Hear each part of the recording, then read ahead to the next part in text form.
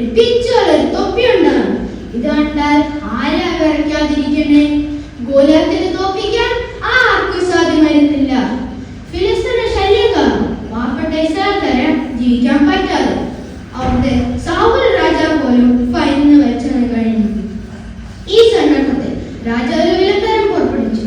ശക്തനായി ഗോലിയാത്തിനെ തോൽപ്പിക്കാൻ ആർക്കായി മുമ്പോട്ട് കയറിയ നാട്ടിലെ എല്ലാ മലയാളികളും പേടിച്ച് വിറച്ച് അവരുടെ തല ഉള്ളിലേക്ക് വലിച്ചു.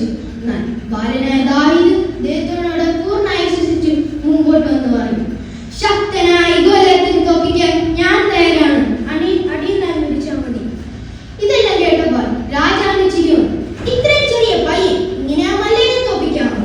എന്നാൽ രാജാവിന്റെ ധീരതയെ കുറിച്ച് കേട്ടപ്പോൾ അവൻ അനുഗ്രഹിച്ചു പറഞ്ഞു. ദാവീദ് ഒരു